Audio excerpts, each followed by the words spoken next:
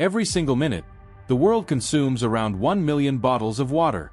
By the time you finish this sentence, thousands more will be opened, used once, and thrown away. 1 liter of tap water in the United States or Europe usually costs under $0.005. 1 liter of bottled water sold in a supermarket can cost 1,000 to 2,000 times more. Both are water. One flows from the tap in your kitchen. The other is sealed in plastic and sold as safety. The strange part is not the price. It is how normal this has become. In a small apartment, a mother turns on the tap and fills a glass. She pauses, then pours it down the sink without tasting it. From the fridge, she grabs a plastic bottle and pours again. The city's latest report says the tap water meets standards. But she still doesn't give it to her child. This scene is not rare. In the United States, surveys show that nearly 1 in 5 households avoids drinking tap water regularly. After the Flint, Michigan crisis, bottled water consumption in nearby states spiked and never fully returned to previous levels. Trust didn't bounce back with the test results. In Europe, the pattern looks calmer, but the behavior is similar. France tests tap water thousands of times a day, yet bottled water sales exceed several billion euros annually. Germany has some of the strictest drinking water regulations in the world, but per capita bottled water consumption remains among the highest in Europe. In Mexico City, families often spend a noticeable share of their monthly budget on bottled water even though pipes already reach their kitchens. Large refillable jugs are treated as a basic household expense. Schools stock bottled water by default. Offices provide it without being asked. Hotels place it on nightstands as a sign of care. None of this happens because the water suddenly failed everywhere. It happens because people stopped waiting for proof. Bottled water wins not because it is always cleaner, but because it feels sealed, controlled, and personal. Each purchase looks small. Together, they form a quiet decision repeated millions of times a day. The most powerful moment in this story is not a spill or a scandal. It is the habit of turning away from shared water and paying for certainty instead. Bottled water is no longer a backup. It is a default system running in parallel with public water. In 2023, the global bottled water market passed $300 billion in annual revenue. Humans consumed more than 500 billion liters of bottled water in a single year. That equals roughly 1 million bottles sold every minute, every day, across the planet. The largest buyers are not countries without pipes. They are countries that already built them decades ago. In the United States, tap water costs on average between $0.002 and $0.004 per liter. A 1-liter bottle of water in a supermarket commonly sells for $1 to $3. That is a markup of 500 to 1,500 times. In airports, concerts, and hotels, the gap can stretch even further. Despite this, bottled water became the top-selling packaged beverage in the U.S., overtaking soda. This did not happen after a national water collapse. It happened quietly, household by household. Europe shows the same contradiction. France runs one of the most tightly regulated water testing systems in the world, with tens of thousands of tests conducted every day. Yet the country still spends billions of euros annually on bottled water. Germany's tap water standards are stricter than many bottled water requirements, but Germans drink more bottled water per person than almost any other European population. Italy ranks among the highest bottled water consumers globally, even though its municipal water systems cover the vast majority of households. These are not emergency purchases. They are routine habits. Mexico offers a sharper picture. The country consistently ranks near the top globally for bottled water consumption per capita. In Mexico City, many households rely almost entirely on bottled water for drinking and cooking. Large refillable jugs are delivered weekly. For lower-income families, bottled water can take up a meaningful share of monthly income. This happens in a city where water infrastructure already exists, but trust does not. Decades of contamination scares and uneven service turned bottled water into a necessity rather than a choice. In parts of Southeast Asia, bottled water plays a similar role. Indonesia is one of the largest bottled water markets in the world. Urban households often drink bottled water exclusively, even when tap water is available for washing and cleaning. In India, bottled water consumption surged alongside urbanization. Middle-class families increasingly treat bottled water as a symbol of safety, not luxury. The price premium is accepted as the cost of avoiding risk. What makes this system unusual is how little physical scarcity drives it. Water is heavy. Transporting it long distances costs fuel. Yet bottled water routinely crosses borders and continents. Brands sell Mountain Spring water thousands of kilometers from the source. The raw material itself is often extracted locally at extremely low cost. In some regions, companies pay only small fees to access groundwater or natural springs. The profit does not come from the water. It comes from packaging, branding, and distribution. The environmental numbers add another layer. Producing plastic bottles requires fossil fuels. Transporting bottled water means moving liquid that could have flowed through pipes instead. Globally, only a fraction of plastic bottles are recycled. Many end up in landfills, rivers, and oceans. Countries that consume the most bottled water often struggle to manage the waste it creates. In developing regions, imported bottled water contributes to plastic pollution without strengthening local water systems. This is where the scale becomes self-reinforcing. As more people buy bottled water, public water systems lose political urgency. Budgets tighten. Maintenance is delayed.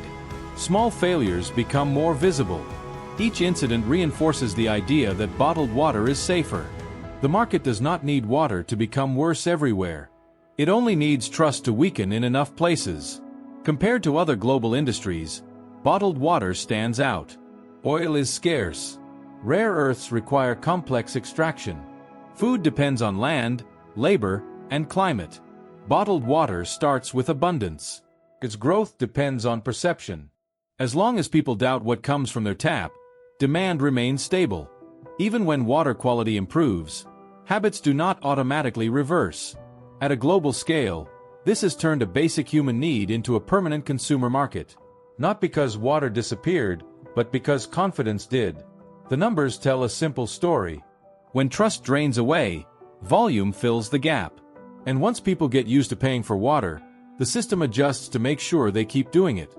The paradox of bottled water is simple on the surface and stubborn underneath. Clean water is abundant in many modern cities. Safe water, however, is treated as a premium. The difference between the two is not chemistry alone. It is confidence. Public water systems are designed to serve millions at once. They are built around averages, thresholds, and acceptable risk. Bottled water is sold as an individual promise. One bottle, one seal, one moment of certainty. In most developed countries, tap water is tested far more frequently than bottled water. Municipal systems are monitored daily, sometimes hourly, for bacteria, heavy metals, and chemical residues. Bottled water, in contrast, is often tested far less often once it leaves the source. In several regions, bottled water regulations are looser than those governing tap water. Yet the perception runs in the opposite direction. People trust the sealed bottle more than the pipe beneath their street. This paradox deepens when you look at how standards are communicated.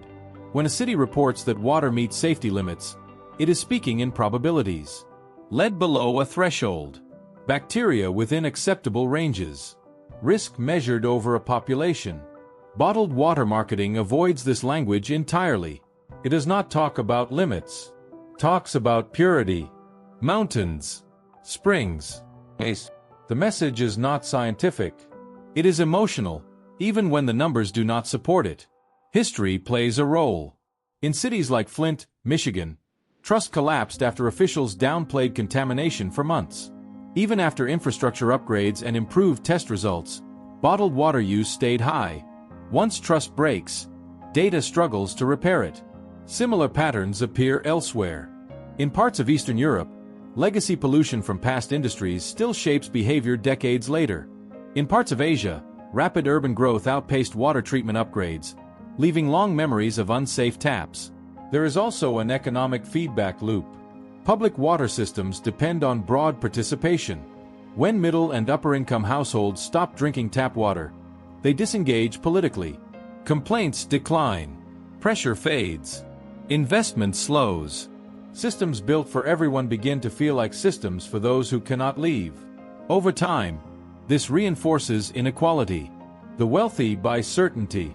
The poor rely on infrastructure that no longer has strong defenders. Bottled water thrives in this gap. Its business model does not require water to be better. It requires shared systems to feel uncertain. The product does not promise zero risk. It promises control. A bottle can be chosen, carried, and discarded. A municipal system cannot. When something goes wrong with bottled water, it is treated as a brand failure. When something goes wrong with tap water, it is treated as a systemic failure. The emotional weight is different. The paradox becomes sharper in cities with technically excellent water. Paris publishes real-time water quality data online. Berlin's tap water often exceeds bottled water mineral standards. Yet bottled water sales remain strong. In these places, the choice is not driven by danger. It is driven by habit and symbolism. Bottled water signals care, responsibility, and modern living. Tap water feels communal, invisible, and therefore suspect. Psychology amplifies the effect. Humans are risk-averse when it comes to health, especially children. A tiny perceived risk in tap water outweighs a large but abstract environmental cost. Paying more feels rational if it reduces anxiety. Over time, the price becomes normalized. What began as a precaution turns into routine spending. Few people revisit the decision once it settles into daily life. The core paradox, then, is not that people choose bottled water. It is that a system designed to protect everyone equally loses legitimacy when individuals are encouraged to opt out. Clean water remains cheap and plentiful at the source. Safe water becomes expensive at the point of trust. The more people pay to escape uncertainty, the harder it becomes to rebuild the shared certainty they left behind. This is why bottled water does not disappear when infrastructure improves. It stabilizes. It becomes part of the landscape. A parallel system fed not by scarcity, but by doubt. And once doubt becomes normal, selling reassurance is easier than restoring faith. The bottled water business looks simple from the outside. Water goes in. Bottles come out. But the machine that makes it profitable runs quietly beneath the surface, step by step, without drawing attention. It begins not with consumers, but with access. In many regions, companies secure rights to extract groundwater or spring water at extremely low cost.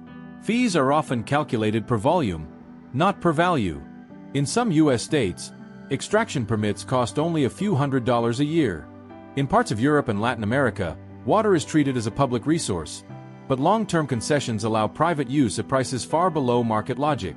Once access is secured, costs stay low. Groundwater requires minimal treatment compared to surface water. Filtration, mineral adjustment, and bottling are standardized processes. A liter of bottled water can cost just a few cents to produce, including packaging. The raw input itself is nearly free. The margin does not come from improving the water. It comes from controlling the narrative around it. Packaging is where the machine accelerates. Plastic bottles are light, cheap, and disposable. Oil becomes resin. Resin becomes containers. Containers become trust. Labels do not emphasize chemistry. They emphasize geography. Mountains, glaciers, forests, and springs appear even when the water comes from ordinary aquifers. In blind taste tests, consumers often fail to distinguish bottled water from tap water. The product does not need to taste different. It needs to look different. Distribution turns water into a global commodity. Heavy liquid moves across highways and borders daily. Trucks carry water past homes already connected to pipes. In the United States alone, billions of gallons of bottled water are transported every year. Fuel costs are absorbed because the price gap between tap water and bottled water is so large. In airports, event venues, and tourist zones, bottled water becomes a captive product. Choice disappears. Price loses relevance. Marketing completes the loop. Bottled water is framed as healthy, responsible, and modern. It appears in gyms, offices, schools, and hospitals. Athletes drink it on camera. Hotels offer it as hospitality. The message is subtle but constant. Caring people choose bottled water. Prepared people keep it close. The product is positioned not as a luxury, but as a sensible default. Behind this image sits a legal structure that limits accountability. When bottled water quality is questioned, recalls target specific batches or brands. The system absorbs the shock. When public water fails, entire cities are implicated. Lawsuits drag on. Trust erodes broadly. This imbalance protects the bottled water model. Failure is localized. Doubt is distributed elsewhere. The machine also benefits from regulatory gaps. In several countries, bottled water standards differ from municipal standards. Testing frequencies vary. Reporting requirements are not always the same. Consumers rarely see this complexity. They see a sealed cap and assume higher oversight. The absence of visible pipes creates an illusion of separation from infrastructure problems. Globally, consolidation strengthens the system. A small number of multinational corporations control a large share of the bottled water market. Their scale allows them to negotiate extraction rights, influence regulations, and dominate shelf space. Local water sources become branded assets. Springs that once served communities become inputs for global supply chains. The water stays local. The profit flows outward. The most important part of the machine is what it leaves behind. As bottled water consumption rises, public water systems lose not just funding, but defenders. When influential households stop drinking tap water, they stop demanding improvements. Maintenance becomes invisible. Failures become more likely. Each incident feeds the narrative that bottled water is safer. The machine does not sabotage public systems directly. It waits for them to weaken. This is how a parallel infrastructure forms. One system is collective, regulated, and politically exposed. The other is private, flexible, and brand-driven. One is judged by public failures, the other by individual choice. The invisible machine thrives in the space between them. By the time bottled water feels unavoidable, the system has already done its work. Water did not change. Pipes did not disappear. What shifted was the balance of trust. And once trust becomes a product, the machine ensures it keeps selling. The effects of bottled water do not appear in one place. They spread, slowly, quietly, across regions that look unrelated at first glance. The damage does not come from a single factory or a single spill. It comes from repetition, volume, and withdrawal. In the United States, small towns near major bottling plants offer one version of the story. In parts of Michigan, California, and Maine, companies extract millions of liters of groundwater every day. Permits are often based on historical water tables that no longer reflect current climate conditions. During drought years, residents report lower well levels while extraction continues. Legally, nothing is broken. Socially, something is. Communities watch water trucks leave while being asked to conserve. The system does not fail loudly. It creates resentment that never makes headlines. In France, bottled water production is tied to famous springs and protected regions. These brands sell images of purity across Europe and beyond. But in recent years, several production zones have faced nitrate and pesticide contamination linked to nearby agriculture. When contamination is found, solutions often involve blending water sources or increasing treatment, rather than reducing extraction. The brand remains intact. The ecosystem absorbs the adjustment. Public debate stays limited because the water still looks clean in the bottle. Mexico presents a sharper contrast. In states like Puebla and Chiapas, bottling plants operate near communities that struggle with water access. Tanker trucks deliver bottled water to neighborhoods where taps run dry or deliver unsafe water. Residents pay twice. Once through taxes for public infrastructure, once at the door for drinking water. Plastic waste accumulates quickly. Recycling systems cannot keep up. Rivers near urban centers carry the burden downstream. In India, bottled water growth follows urban expansion. Cities like Delhi and Bangalore rely heavily on groundwater. As aquifers drop, both households and bottling companies drill deeper. Informal water markets emerge. Tankers sell water to apartment complexes. Bottled water fills the gap for drinking. Regulation struggles to keep pace with demand. The result is a layered system where access depends on income and location. Water remains available, but unevenly. Southeast Asia shows another pattern. Indonesia is one of the world's largest bottled water consumers. Urban households commonly drink bottled water while using tap water for washing. Bottling plants draw from local springs and aquifers. In some regions, land subsidence and saltwater intrusion increase as groundwater levels fall. The connection between bottled water and these effects is rarely discussed publicly. Each bottle feels disconnected from the source. Africa experiences the consequences differently. In cities where municipal systems are underfunded, bottled water and sachet water fill daily needs. Small plastic bags of water are sold cheaply and discarded immediately. Streets and drainage systems clog with plastic. Flooding worsens. Disease risk rises. The water inside the bag may be clean. The environment around it becomes hostile. The solution to one problem feeds another. Across all these regions, plastic waste is the most visible consequence. Hundreds of billions of bottles enter circulation every year. Only a fraction are recycled. Many end up in landfills. Many escape into rivers. From there, they move to oceans. Countries that consume the most bottled water often export plastic waste or struggle to manage it domestically. The environmental cost is distributed far from the point of purchase. Less visible is the political effect. As bottled water becomes normal, public water systems lose relevance in daily life. People stop noticing pipes unless they fail. Funding debates attract less attention. Maintenance is postponed. Skilled labor drains away. The system still exists, but it weakens. When failures occur, they are treated as proof that bottled water was the right choice all along. The social divide sharpens. Wealthier households buy certainty. Poorer households rely on whatever remains. In extreme cases, public water becomes associated with risk and poverty. Bottled water becomes a marker of care and responsibility. This perception feeds back into policy decisions. Resources follow the consumers who complain the loudest. Those consumers are no longer drinking from the tap. The map of consequences is not dramatic. It does not point to a single collapse. It shows many small shifts that add up. Springs under pressure. Aquifers declining. Plastic accumulating. Public systems hollowed out by neglect. None of these changes stop bottled water consumption. They justify it. This is why the bottled water system survives criticism. Each consequence appears manageable on its own. Together, they reshape how societies relate to water. Access becomes transactional. Trust becomes optional. The shared system becomes something you leave behind if you can afford to. The map does not end in one country or one crisis.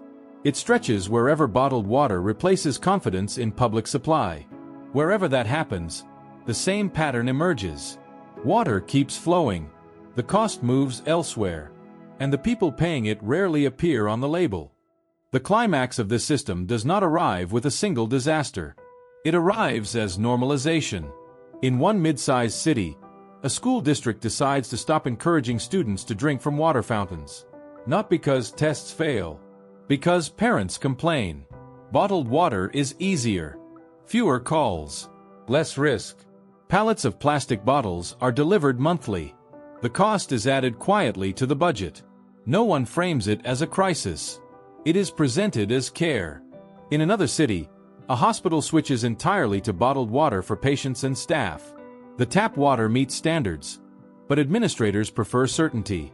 Sealed bottles reduce liability. Infection control guidelines cite perceived safety. The hospital becomes a micro-city running on packaged water. What happens inside the building sets a tone for the community outside it. If even hospitals do not trust the tap, why should anyone else? These decisions compound. A family already paying for bottled water at home sees no reason to question the school or the office. The monthly expense feels small in isolation. $10 here, $20 there. Over a year it adds up. Over a decade it becomes invisible. What changes is not spending, but expectation. Water is no longer something you receive. It is something you buy. In places where public water actually fails, the shift becomes permanent. In Flint, Michigan, bottled water distribution began as an emergency response. Years later, even after pipes were replaced and testing improved, bottled water remained a fixture. Stores stocked more of it. Households kept buying it. The crisis passed. The behavior stayed. Similar patterns appear after floods, chemical spills, or infrastructure failures around the world. Trust breaks fast. It heals slowly, if at all. Mexico City offers a different version of the climax. Water reaches most homes, but service is uneven. Pressure drops. Contamination rumors spread. Bottled water delivery becomes routine. Families stack large jugs in kitchens and stairwells. Children grow up never drinking from the tap. For them, bottled water is not a response to crisis. It is normal life. The idea of trusting public water feels abstract, even risky. In parts of India, the story repeats with higher stakes. Apartment complexes contract private tanker services. Bottled water is used for drinking. Tap water is used for everything else. Wealthier neighborhoods insulate themselves from shortages. Poorer areas wait. When groundwater levels drop, everyone drills deeper. The competition accelerates depletion. No single actor causes collapse. Everyone responds rationally to local incentives. The bottled water industry does not need to convince people that tap water is dangerous. It only needs to remain available when doubt appears. The moment hesitation enters the kitchen, the bottle offers a simple exit. No research required. No trust rebuilt. Just pay and move on. This is the climax of the system. A choice that feels personal, repeated at scale, reshapes infrastructure without a vote. The human cost becomes clearer when you follow one household over time. A family pays for bottled water while still paying water bills and taxes. They pay twice for the same resource. When budgets tighten, bottled water is rarely the first expense cut. Food comes next. Education costs are fixed. Rent is unavoidable. Water feels non-negotiable. What began as a precaution becomes a priority. Plastic accumulates quietly in the background. Recycling bins overflow. Trucks haul waste away. The connection between consumption and consequence fades. The bottle is empty. The responsibility is elsewhere. This distance makes the system durable. People rarely see the full cost of what they drink. The climax is not a riot or a revelation. It is a quiet consensus. Public water is for washing. Bottled water is for drinking. Once this line is accepted, reversing it becomes difficult. Investments in public systems lose urgency. Politicians respond to voters who no longer rely on them. Maintenance becomes reactive instead of preventive. Each failure reinforces the same conclusion. Buy your way out. This is the point where the system locks in. Bottled water is no longer a supplement. It is a parallel infrastructure built on distrust. It runs alongside pipes without replacing them. It profits from their weakness without fixing it. And because it operates through individual choice, it avoids collective accountability. The climax does not feel dramatic while it happens. It feels sensible, protective, responsible. Only later does it become clear what was traded away. A shared guarantee was replaced by a personal purchase. The moment passed without ceremony, and by the time anyone names it, the habit is already too deep to undo. Collapse does not arrive when water stops flowing. It arrives when the shared system no longer feels worth defending. Pipes still run beneath streets. Treatment plants still operate. Reports are still published. But the social contract around water thins until it barely holds. As bottled water becomes the default for drinking, public water systems slide into a quieter role. They provide volume, not confidence. Washing, flushing, cooling, the tasks that do not require trust. Drinking becomes separate. This separation changes how failures are tolerated. A boil notice no longer sparks outrage. A contamination warning becomes background noise. People already planned around it. Funding follows attention. When households that shape political pressure stop drinking tap water, investment loses urgency. Maintenance schedules stretch. Repairs are delayed. Skilled workers retire and are not replaced. Small leaks stay unfixed. Treatment upgrades move down the priority list. None of this looks like collapse in isolation. Together, it weakens the system's resilience. Inequality sharpens along this fault line. In cities where bottled water is common, wealthier neighborhoods insulate themselves. They buy filters, delivery contracts, and storage. Poorer households rely on whatever remains affordable. When public water quality dips, those without alternatives feel it first. What was once a universal service becomes a tiered experience. The water itself may be the same, but the options are not. In extreme cases, public water acquires a stigma. It becomes associated with risk, neglect, and those who cannot leave. Bottled water signals care and responsibility. This perception feeds back into policy. Politicians respond to voters who no longer depend on the tap. Budgets favor visible projects over invisible infrastructure. Pipes buried underground do not compete well with other demands. Environmental costs accelerate alongside social ones. As public systems weaken, reliance on bottled water increases. Plastic waste grows. Transport emissions rise. Groundwater extraction intensifies. Aquifers drop faster than they recharge. In coastal areas, saltwater intrusion worsens. These effects are rarely traced back to bottled water consumption directly. They appear as separate environmental problems, managed separately, funded separately. The collapse is most visible after shocks, floods, chemical spills, droughts. In cities where trust in public water is already low, recovery stalls. Even when repairs are completed, people do not return. Bottled water fills the gap permanently. Emergency responses become long-term habits. Each crisis leaves the system weaker than before. Over time, this creates a feedback loop that is hard to break. Lower trust reduces investment. Lower investment increases failures. Failures justify avoidance. Avoidance normalizes payment. Payment reduces pressure for reform. The system does not fall apart. It hollows out. The idea of water as a shared right erodes quietly. Access becomes transactional. Safety becomes something you buy. The language shifts. People stop asking whether water is safe. They ask which brand to choose. Responsibility moves from institutions to individuals. If something goes wrong, the question is not why the system failed, but why you didn't protect yourself. This shift has long-term consequences that are difficult to reverse. Rebuilding pipes is expensive. Rebuilding trust is harder. Once a generation grows up never drinking from the tap, public campaigns struggle to convince them otherwise. Data competes with habit. Transparency competes with fear. The bottle remains simpler. The collapse, then, is not a moment. It is an outcome. A shared infrastructure survives physically while losing its social core. Water keeps flowing, but faith does not. And without faith, collective systems struggle to justify their existence. What replaces them is not a better system. It is a patchwork. Personal solutions layered on top of public ones. Expensive, inefficient, and unequal. A system where everyone pays more for less security, and the burden falls hardest on those with the fewest choices. This is the quiet endpoint of treating safety as a product.